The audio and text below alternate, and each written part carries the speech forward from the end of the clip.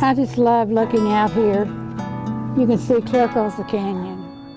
Well, we were the first ones here, and when we first moved here, there was only mesquite trees. Suzanne Rogers has multiple sclerosis. She and her husband, Gene, have been living with the disease since 1970. Basically, I'm like a paraplegic, and I have some tremors, but my upper body's real strong. It's just that these don't work. And MS does not affect everyone the same way. Biggest thing is I fatigue real easy, but I just blow that off to the fact that I go to school and I work, so I pretend like that's why I'm fatigued. Another thing is heat. Heat kills me.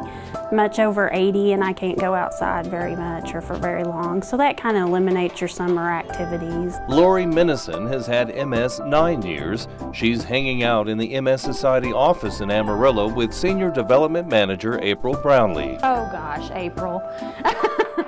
She was one of my first walk. I remember this. It was so funny. She was buzzing around all over the walk, and it was the most organized chaos I had ever seen in my life. And that's just how it is, and that's how she is, and that's kind of how we are. Because our body's in chaos and we look organized on the outside. So you don't know how they really feel on the inside, that they probably experience a great deal of pain, that, you know, some days they're so fatigued they, you know, can't even get out of bed, that they have exacerbations from time to time, and they could just wake up blind one day. I mean, you really don't know what they're going through, because people often look so good, and that's simply because the medications are amazing. But the medications and the treatment are expensive. The medicine that I'm on, as scary as this is, I just learned it yesterday, is $5,000 a month. Which makes it important to know the costs, which means transparency is important.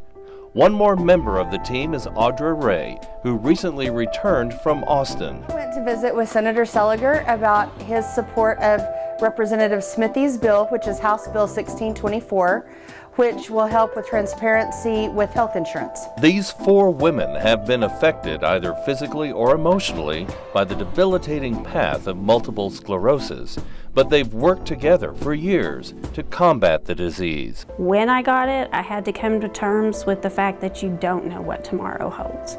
I can wake up tomorrow and I may not feel my legs or my hands. I may not see out of my eye again. And you just have to live each day, and you have to hope for the best, and you have to have a support team around you. Celebrating the Panhandle Spirit, Larry Lemmons, ABC 7 News.